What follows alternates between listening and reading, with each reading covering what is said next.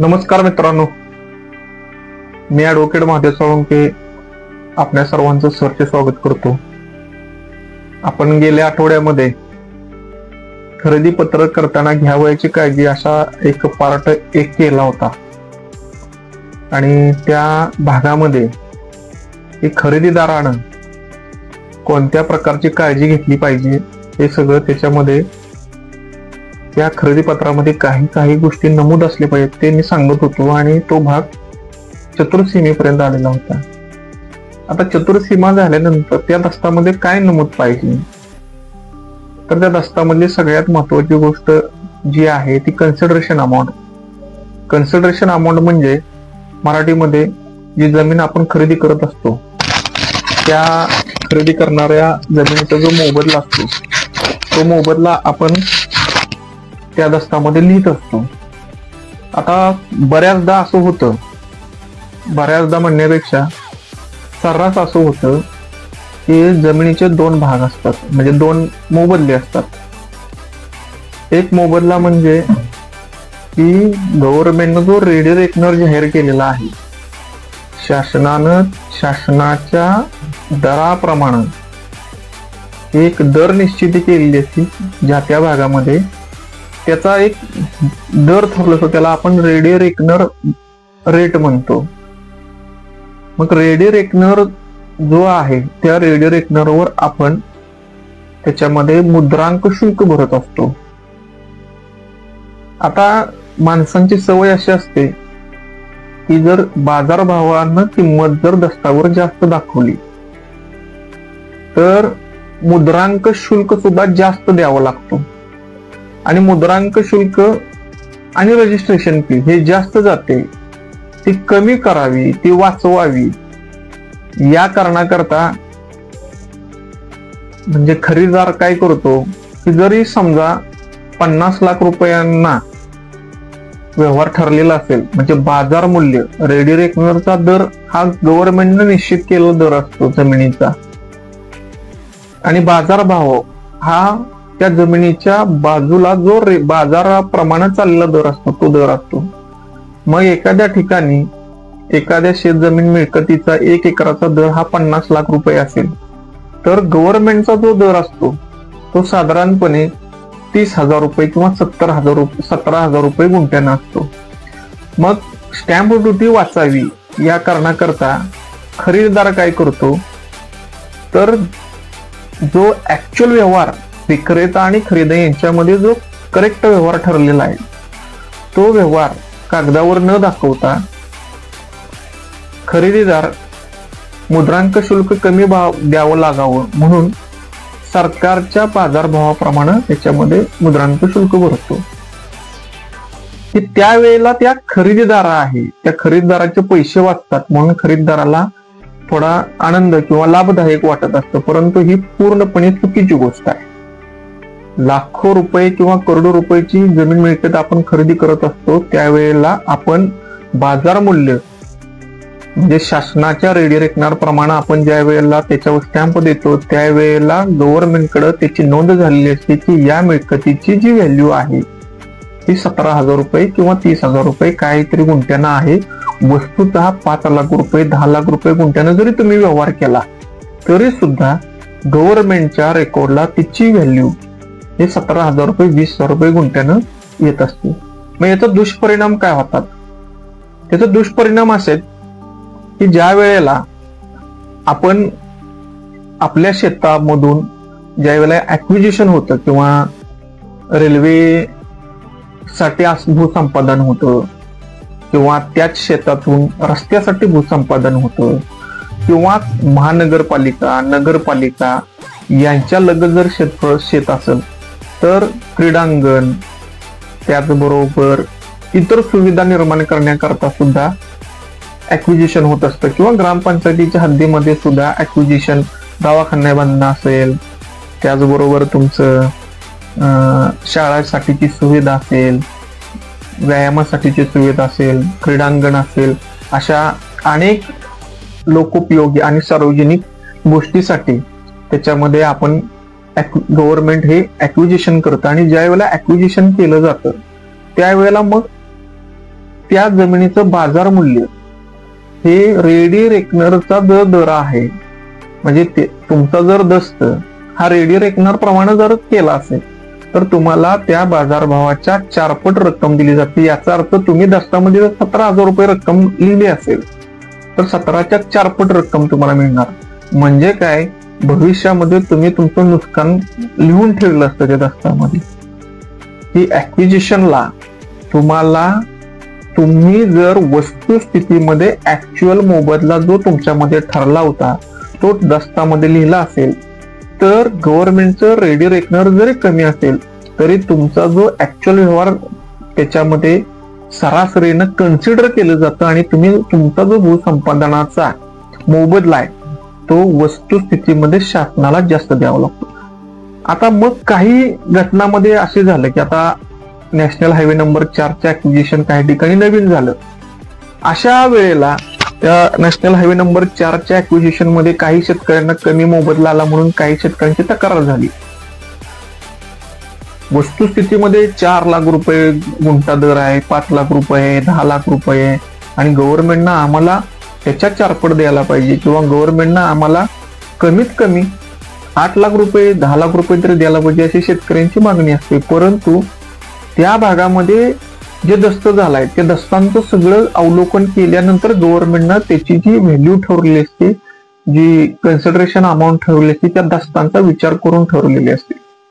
मग एखाद्यानं तिथं ऍक्विजिशनच्या पूर्वी वर्ष 2 वर्ष 5 वर्ष तिथं जर तुम्ही 20,000 30,000 रुपये गुंठ्यानं मुद्रांक शुल्क द्यायचा नाही या कारणास्तव 20,000 30,000 रुपये गुंठ्यानं जर दावला असेल आणि तसा दस्त केला असेल तर तुम्हाला शासन वाढवून पैसे देत असताना त्या दस्ताचा विचार केला जातो. मग तुम्हाला ज्यादा पैसे पाहिजेत या एका विचारानं किंवा एका तुमची मागणी रास्त असते की बाबा आम्हाला ज्यादा पैसे मिळाले पाहिजेत, परंतु हे तुमचं कन्सिडरेशन अमाऊंट तुमच्या दस्तात नसल्या कारणानं मग तुम्हाला न्यायालयामध्ये यावं लागतं, तिथं लँड रेफरन्स दाखल करावा लागतो. मग कोर्टामध्ये येऊन लँड रेफरन्स दाखल करून शासनाच्या विरोधात केस लढायची, त्याला 5 ते 6 वर्षांचा कालावधी कमीत कमी जात असतो. मग हे सगळं होण्यापासून जर आपल्याला टाळायचं असेल तर पहिली गोष्ट विक्रेता आणि खरीददार यांच्यामध्ये जो ऍक्च्युअल व्यवहार झाला, म्हणजे ऍक्च्युअल म्हणजे करेक्ट फिगर, समजा 50 लाख रुपयाला जर व्यवहार झाला असेल एकरी तर ती 50 लाख रुपयांची फिगर या दस्तामध्ये नमूद करायला पाहिजे. आता जर अशी फिगर करेक्ट व्हॅल्युएशनची फिगर दस्तामध्ये नमूद नसेल तर हा जो दुष्परिणाम आहे तो भविष्यात आपल्याला येऊ शकतो, तो मी तुम्हाला सांगितला. तर दुसरा दुष्परिणाम काय की याच्यामध्ये जर आपल्याला त्या जमिनीवर बँकेतून कर्ज घ्यायचं असेल तर पुन्हा तुम्हाला एक अशी अडचण येते की तुम्ही दस्तात नमूद केलेला जी रक्कम आहे ती स्टॅम्प ड्युटी वाचवण्यासाठी कमी नमूद केलेली असते आणि तुम्ही परत तेच स्टॅम्प घेऊन मॉर्गेज करून ज्या वेळेला त्याच्यावर रक्कम मागायला जाता त्यावेळेला सुद्धा त्या दस्तावर रक्कम कमी आहे या कारणानं दस्तामध्ये नमूद केलेली आहे तेवढंच त्याचं व्हॅल्युएशन पकडलं जातं आणि तेवढंच तुम्हाला कर्ज मंजूर होतं. ऍक्च्युअल तुमची जमीन 5 लाख 10 लाख रुपये गुंठ्याची किमतीची असती तरी सुद्धा बँक तुम्हाला कर्ज नाकारते, कारण की तुम्ही दस्तामध्ये तुमची जमिनीचं व्हॅल्युएशन हे कमी केलेलं. हा एक दुसरा भाग आहे. आता तिसरा दुष्परिणाम काय, जर वस्तुस्थितीमध्ये जर व्यवहार तुमचा जास्त रकमेला झाला, मुद्रांक शुल्क वाचवण्यासाठी तुम्ही कमी रकमेचा व्यवहार दाखवला आणि ज्या विक्रेत्यानं तुम्हाला मिळकत विकली त्या विक्रेत्याच्या नात्यातली बहीण असेल, भाऊ असेल किंवा आई असेल, वडील असेल किंवा कुणीही त्या विक्रेत्याच्या नात्यामध्ये त्या शेत जमिनीमध्ये ज्यांचे हितसंबंध आहेत अशा कोणत्याही माणसानं जर त्याच्यामध्ये हरकत घेतली किंवा विक्रेत्याच्या एखाद्या मुलानं हरकत घेतली किंवा विक्रेत्याच्या पत्नीनं हरकत घेतली आणि ती हरकत किंवा विक्रेत्यानंच पुढे जाऊन हरकत घेतली की बाजारभावाप्रमाणे मला पैसे मिळाले नाहीत, मग बाजारभाव तिथं समजा जमिनीचा 5 लाख रुपये ठरत चाललेला आहे आणि मुद्रांक शुल्क वाचवण्यासाठी तुम्ही 5 लाखाच्या ऐवजी त्याच्यामध्ये 1 लाख रुपये लिहिलेले असतील तर बाजारभाव 5 लाख आहे, म्हणजे मार्केटमध्ये चाललेला रेट 5 लाख आहे, तुम्ही दिलेला अमाऊंट हे 1 लाख आहे, म्हणजे अंडर कन्सिडरेशन हा तुमचा व्यवहार झाला. आता अंडर कन्सिडरेशन व्यवहार म्हणजे काय, की जी जमीन तुम्ही खरेदी केली त्या जमिनीच्या आजूबाजूला जे व्यवहार दर चाललेला आहे तो दर न्यायालयाच्या पटलावर आणल्यानंतर जर तुम्ही या विक्रेत्याला फसवले, कमी रकमेमध्ये तुम्ही प्रॉपर्टी खरेदी केलेली आहे असं जर कोर्टामध्ये न्यायालयामध्ये जर साबित झालं तर तुमचा दस्त हा रद्द होऊ शकतो. मग तुमचा दस्त रद्द होण्यामागचं जे कारण आहे ते कारण काय आहे की जे दस्त बनवले जातात, खरेदीचे सगळे दस्त जे बनवले जातात ते सगळे दस्त हे भारतीय करार कायदा, या करार कायद्यामध्ये ज्या तरतुदी आहेत त्या सगळ्या तरतुदी त्या करार कायद्याच्या त्या दस्तामध्ये नमूद करायला लागतात, किंवा त्या दस्तामध्ये जे फॅक्ट नमूद केले त्या करार कायद्याप्रमाणे असायला लागतात. म्हणजे मागच्या भागामध्ये मी सांगितलं की कॉम्पिटन्सी ऑफ द पार्टीज, म्हणजे जे पक्षकार आहेत करारातले, खरेदीत घेणारा म्हणजे खरीददार आणि विक्रेता यांची जी कॉम्पिटन्सी आहे, म्हणजे ते पात्र आहेत, 18 वर्षापेक्षा जास्त आहेत का, त्यांना जमीन हस्तांतरण करण्याचा अधिकार आहे का, हे अनेक त्याच्यामध्ये जी मी मागच्या व्हिडिओमध्ये सांगितलेल्या ज्या पात्रता आहेत त्या पात्रता सोडल्यानंतर कन्सिडरेशन अमाऊंट हा एक फार महत्वाचा भाग आहे की मोबदला. करारामध्ये कोणत्याही करार म्हणजे प्रपोजल जे आहे का तर त्याला त्याची किंमत कमी आहे, बाजारभावाच्या प्रचलित दरापासून ती कमी आहे असं जर न्यायालयाच्या निदर्शनास आलं किंवा आपण त्याच्यामध्ये साबित केलं तर तो दस्त हा रद्द होण्यास पात्र असतो.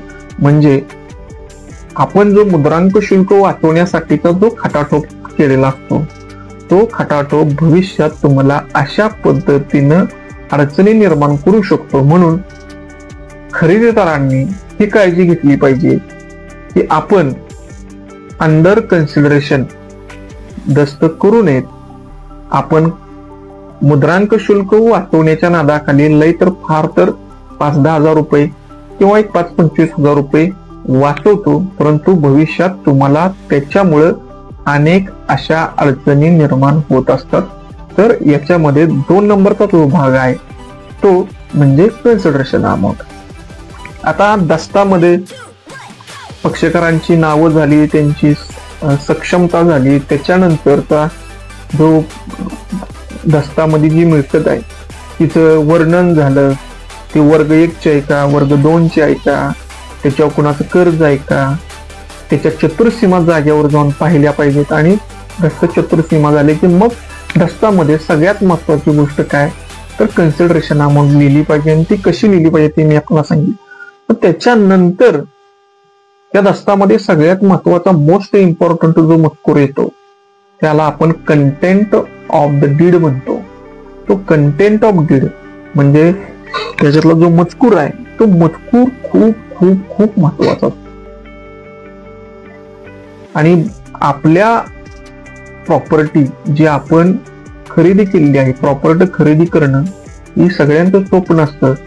काही जणांचा तो खरेदी घेणं आणि देण्याचा व्यवसाय असतो, परंतु 90% जी लोक प्रॉपर्टी खरेदी करत असतात ती लोक एकतर राहण्यासाठी किंवा शेतीसाठी करत असतात. आणि त्याच्यामधून कोणत्याही प्रकारची लीगल अडचण किंवा लिटिगेशन निर्माण होऊ नये, दस्त केल्यानं कोणत्याही प्रकारची लीगल अडचण किंवा लिटिगेशन होऊ नये म्हणून त्याच्यामध्ये जो मजकूर आहे तो मजकूर व्यवस्थितरित्या त्याची मांडणी करणं ही अतिशय महत्वाची गोष्ट आहे. मग असा जो मजकूर आहे तो मजकुरामध्ये काय आवश्यक आहे तर जे तुम्ही प्रॉपर्टी खरेदी करत असता त्या प्रॉपर्टीचा तुम्ही सर्च घेतला पाहिजे. आता प्रॉपर्टीचा सर्च घेणं म्हणजे काय, त्याचा शोध घेणं म्हणजे काय तर ती जी मिळकत आहे ती मिळकत 1930, 32 किंवा त्याच्या अगोदरच्या काळापासून त्याचे मूळ रेकॉर्ड आहेत, जे भूमी अभिलेख खात्याने जे मूळ रेकॉर्ड बनवले ते पहिले उपलब्ध केले पाहिजे. म्हणजे यापूर्वी आपल्याला आता फक्त गट नंबरच माहित असतात. म्हणजे जनरली आणेवारी, पैसेवारी ह्या गोष्टी आता कुणालाही कळत नाहीत, कारण ही पद्धती आता हळूहळू लुप्त होऊ लागली. जुन्याच गटावर फक्त आणेवारीची पद्धत आहे. नवीन जे सातबारे झाले ते डायरेक्ट आता हेक्टर आर मध्ये आले. सातबाऱ्याचं रूपांतर हे हेक्टर आकार मध्ये झालं आणि हेक्टर आकार मधली जी आपली प्रमाण आहे, हेक्टर आकार म्हणजे क्षेत्रफळ आहे, हे क्षेत्रफळ जुन्या सातबाऱ्यावरच्या आणेवारी पैसे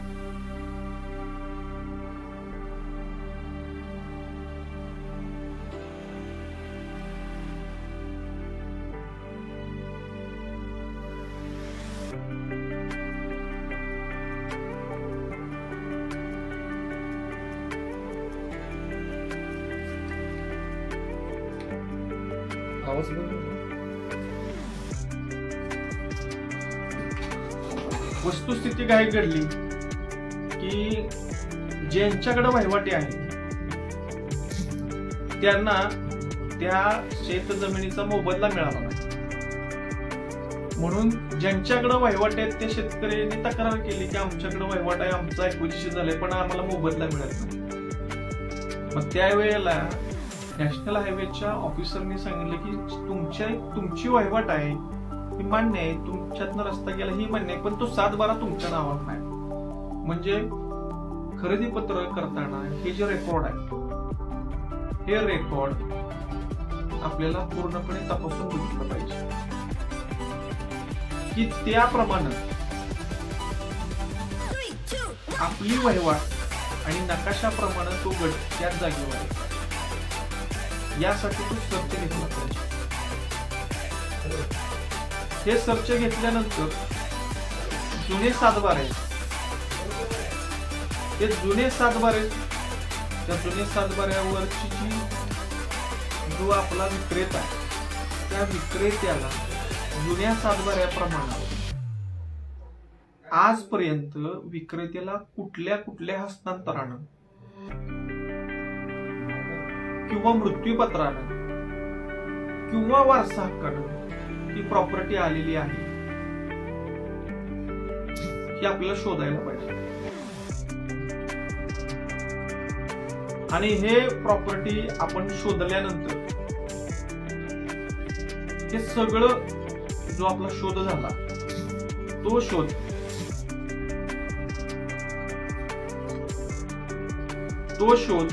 आपल्याला त्या दस्ताच्या मजकुरामध्ये लिहायला पाहिजे. म्हणजे प्रॉपर्टी वडिलांची आहे का, तिचं वाटप पत्र झाले का, ती प्रॉपर्टी हस्तांतरांना आले का, म्हणजे खरेदीदारानं विक्रेत्यानं ती खरेदी केलेली आहे का, त्याचा दस्त नंबर किती आहे का, मृत्यूपत्रानं प्रॉपर्टी खरेदी केली आहे तिचा दस्त नंबर किती आहे. मग मगाशी मी सांगितल्याप्रमाणे जर प्रॉपर्टी वंश परंपरेत वारसा हक्काने चालत आली असेल तर त्या मिळकतीचं मग आकारकोड, फाळणी, टिप्पणबूक, आकारबंद, कडईपत्र, एकत्रित करण्याचा उतारा, एकत्रीकरणाच्या पूर्वीची परिस्थिती, एकत्र करण्यानंतरची परिस्थिती, एकत्रीकरणापूर्वीचा गट, एकत्रीकरणापूर्वीचा नंतरचा गट, सर्वे नंबर, पोट हिस्सा, वसले, जबाब, हे सगळं आपल्याला त्याच्यामध्ये नमूद करायला पाहिजे. हे का नमूद करायचं आहे की दस्त झाल्यानंतर कधी कधी असं होतं, दस्त झाल्यानंतर आपल्याकडं बऱ्याचदा असं होतं, बऱ्याचदा दस्त झाल्यानंतर असं होतं की एक्स माणसानं जर प्रॉपर्टी खरेदी केली तर त्या मिळकतीच्या लगतचा हिस्सेदार असतो. त्या लगतच्या हिस्सेदाराला असं वाटत असतं की ते एक्स माणसानं प्रॉपर्टी खरेदी करायला नाही पाहिजे, ती प्रॉपर्टी मीच खरेदी करायला पाहिजे होती.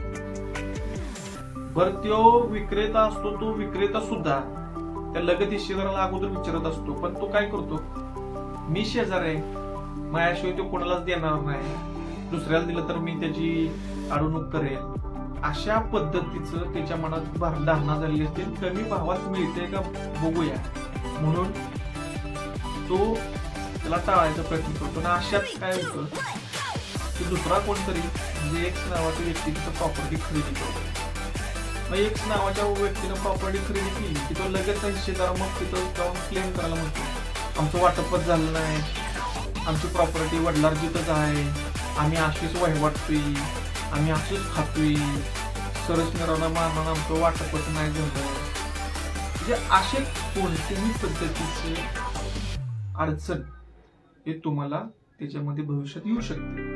आणि ही जर सगळी अडचण टाळायची असेल तर मग काय करायला पाहिजे, तर मग मी सांगितल्याप्रमाणे या खरेदी करणाऱ्या मिळकतीचा शोध घेतला पाहिजे. शोध म्हणजे काय, तर मगाशी मी सांगितलं, शोध म्हणजे त्या जमिनीचं जुनं उपलब्ध असणारे सगळे सातबारे काढणे, सर्वे नंबरचे सातबारे काढणे, एकत्रीकरणाचा उतारा काढणं, त्याचा जबाब काढणं, त्याचं टिपण बुक काढणं, त्याचा गुन्हेगार बुक काढणं, त्याचा आकारबंद काढणं, त्याचं शेत पुस्तक काढणं, आणि त्या पद्धतीनं ते ताडून पाहणं, सगळे फेरफार उपलब्ध करणं की यांचं वाटप कधी झालं, यांना वारसानं कधी प्रॉपर्टी आल्या, हे सगळं फेरफार मध्ये नमूद असतं. आणि हे सगळं रेकॉर्ड उपलब्ध करायचं, त्याच्यामध्ये ते नमूद करायचं, त्या दस्ताला सुद्धा जोडायचं. त्याच्यानंतर जर कोण तुम्हाला असं तुमच्यावर हरकत घेऊन आला की कुठल्याही पद्धतीची, तर अशी हरकत, या हरकतीचा कोणीही कसलाही विचार करायचा. पण हे टाळण्याकरता तुझं सर्च रिपोर्ट. पण आता सर्च रिपोर्ट लिहिला, मग सर्च रिपोर्ट लिहिण्याकरता एका तज्ञ व्यक्तीची गरज लागते. तज्ञ व्यक्ती म्हणजे हे महसूल क्षेत्रामध्ये काम करणारा आणि जुनं रेकॉर्डचं ज्ञान असणारा एक तज्ञ वकील असू दे, गुन्हे ऑफिसमध्ये काम करणारा व्यक्ती कुणी असेल, पण त्याला हे जर महाराष्ट्र जमीन महसूल अधिनियम कायद्याची नोंद माहिती पाहिजे, महाराष्ट्र लँड रेकॉर्ड सुस्थितीत ठेवणं, ते मेंटेन करणं या कायद्याची माहिती पाहिजे, मोजणी कायद्याची माहिती पाहिजे, सर्वे ऑफिस मधल्या सगळ्या नकाशांची माहिती पाहिजे, असं ज्याला माहिती आहे अशाकडनं. आणि दुसरी गोष्ट की त्याच्यामध्ये हस्तांतरण झाले म्हणजे दुय्यम निबंधक कार्यालयातले सुद्धा हस्तांतरणाचे दस्त जुने काढणं, फेरफार काढणं, हे सगळ्यांची माहिती असणाऱ्या एका एक्सपर्टकडे गेलं पाहिजे. आणि आपण काय करतो की 50 लाख, 1 कोटी, 1.5 कोटी एवढ्या मोठ्या रकमेची जमीन खरेदी करतो, परंतु असं आपल्या जमिनीचं जुनं रेकॉर्ड जे आपण घ्यायला चाललोय तिचं रेकॉर्ड उपलब्ध करून घेण्यासाठी कुठल्या तरी व्यक्तीला, एक्सपर्ट व्यक्तीला 15,000, 20,000, 30,000 द्यायला तयार नसतो. मित्रांनो, सर्च रिपोर्ट तुम्ही काढला नाही म्हणून कुठल्याही एक्सपर्ट व्यक्तीचं काही नुकसान झालेलं नसतं. तुमच्या ह्या चुकीमुळे भविष्यामध्ये कोर्टामध्ये तुमच्या विरोधात लिटिगेशन येतं आणि कोर्टामध्ये जे कामकाज दस्तांवर चाललेलं आहे, कॅन्सलेशन ऑफ इन्स्ट्रुमेंट असेल म्हणजे दस्त रद्द करण्याचे दावे असतील, वाटणीपत्र खरेदी दिल्यानंतर वाटणीपत्राचा जो इश्यू आहे तो ते दावे असतील, किंवा दस्तामध्ये चतुर्सीमा चुकल्यात, कुणीतरी ऑब्जेक्शन घेतलंय ते दुरुस्त करायचं आहे, म्हणजे रेसिशन रेक्टिफिकेशन ऑफ इन्स्ट्रुमेंट असेल, रेसिशन ऑफ इन्स्ट्रुमेंट दस्त दुरुस्त करणं असेल, तर सगळीची दावे चाललेली आहे. हे दावे म्हणजे 50% कोर्टातलं काम एक तर खरेदीदाराच्या चुकीमुळे चाललेलं आहे, किंवा खरेदीदारानं जो माणूस दस्त तयार करण्यासाठी नेमलेला आहे त्यानं केलेल्या ज्ञानात किंवा अज्ञानात केलेल्या दोषामुळे चाललेला आहे. मग हा जो आपला जो दस्त आहे, हा दस्त, त्या दस्तातला जो मजकूर आहे, हा मजकूर एका एक्सपर्ट तज्ञ असलेल्या व्यक्तीकडनंच आपल्याला करून घ्यायचं आहे.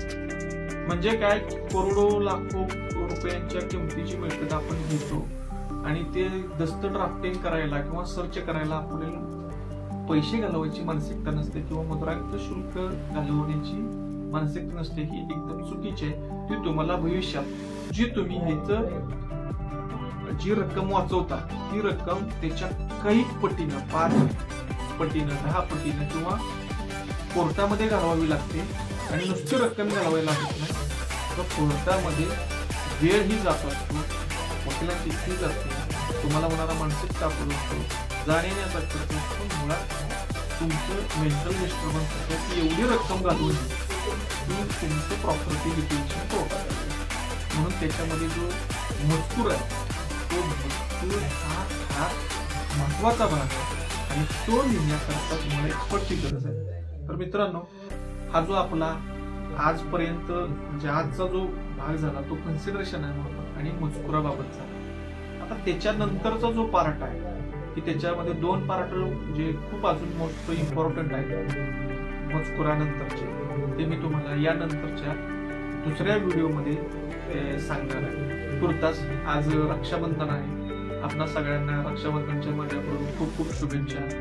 आणि माझे व्हिडिओ आपण हे माहितीपूर्ण व्हिडिओ आहेत, याच्यामध्ये आपण मला जेवढं ज्ञान माझ्या प्रॅक्टिसमधनं, माझ्या अनुभवातनं, माझ्या माहितीतनं मिळतं ते मी तुमच्यापर्यंत पोहोचवत असतो. त्याच्या मागची एक अपेक्षा असते की कुणाच्याही वाटेला कोर्टाची पायरी येऊ नये, कुणाच्याही नशिबाला कोर्टापर्यंत येण्याची वेळ येऊ नये, ही त्याच्या मागची माझी भूमिका आहे. म्हणून मी हे शेअर करतो.